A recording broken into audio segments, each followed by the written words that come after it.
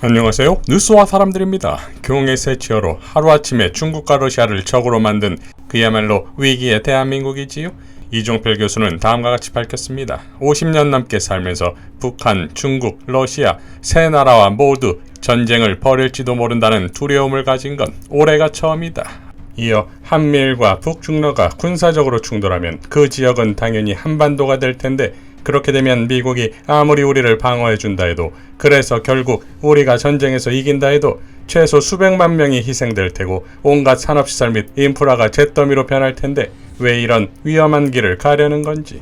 한반도 정세가 한치 앞을 내다볼 수 없는 상황으로 긴박하게 흘러가는 것 같다 라고 밝혔습니다. 용해인 의원은 적대국 만들어가며 국익 팔아먹는 한미 정상회담 멈추라며 다음과 같이 밝혔습니다.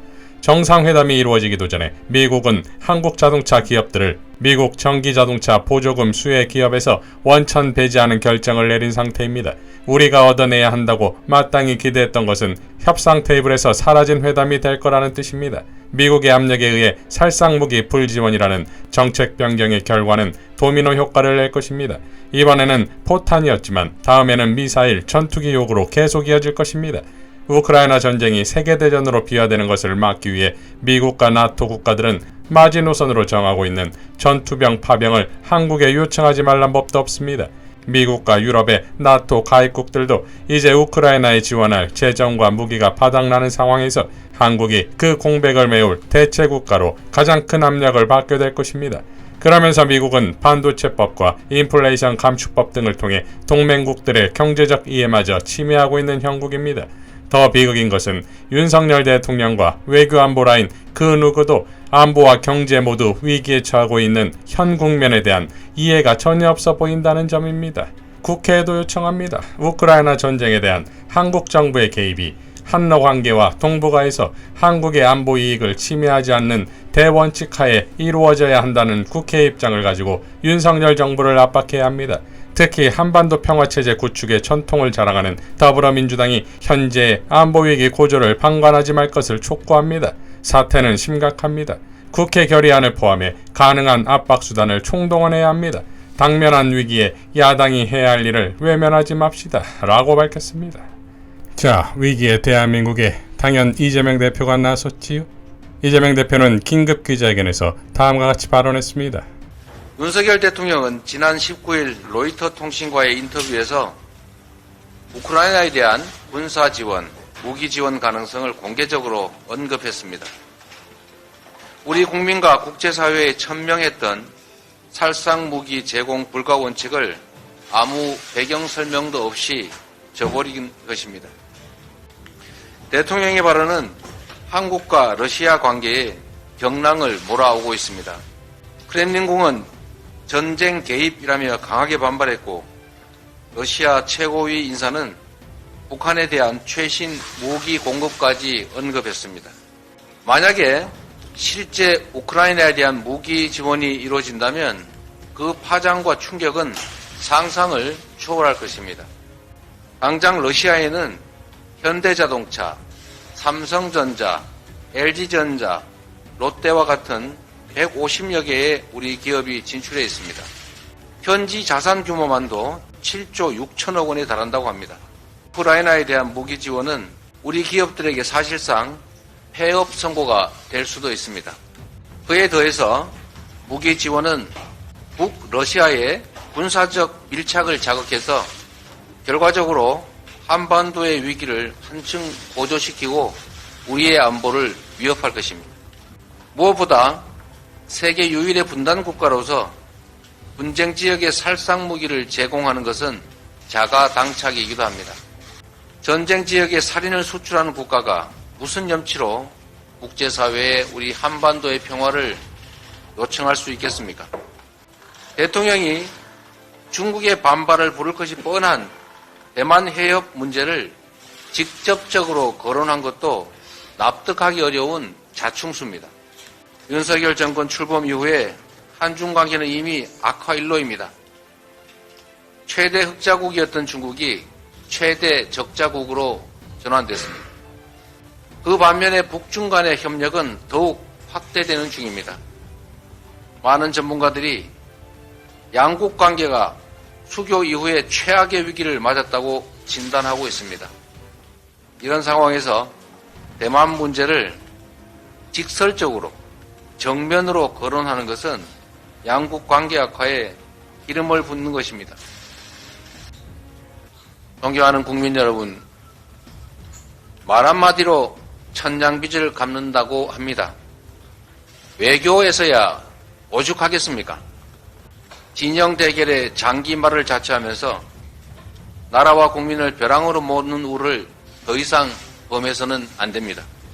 우리 민주당은 외교당국이 소기의 성과를 얻을 수 있도록 당의 총력을 기울여 적극 협력하겠습니다.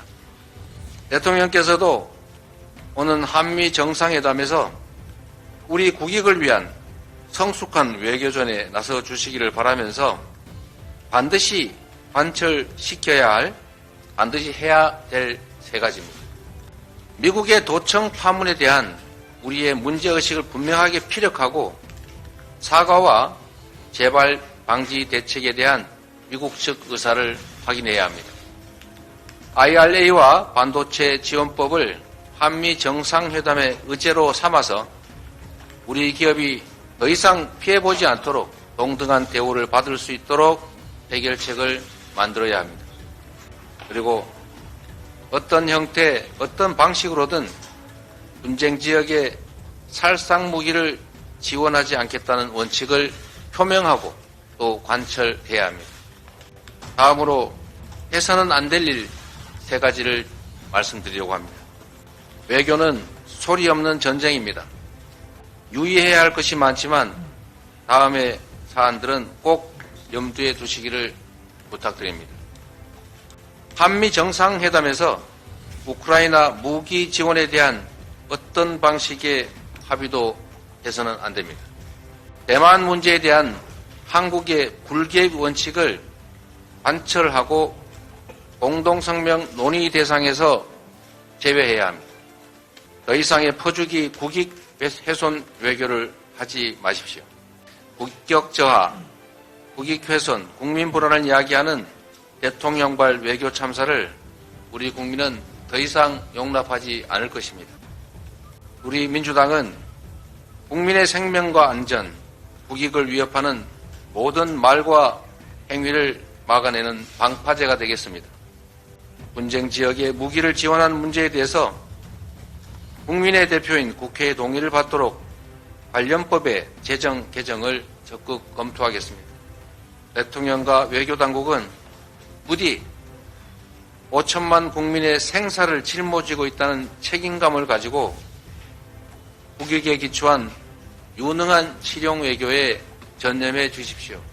판단하고 결정하고 행동하는 데서 신중을 기해 주시기를 다시 한번 당부드립니다. 자, 그러니까 대국민 발표와 더불어 중국과 러시아에 대한 메시지가 아니겠습니까?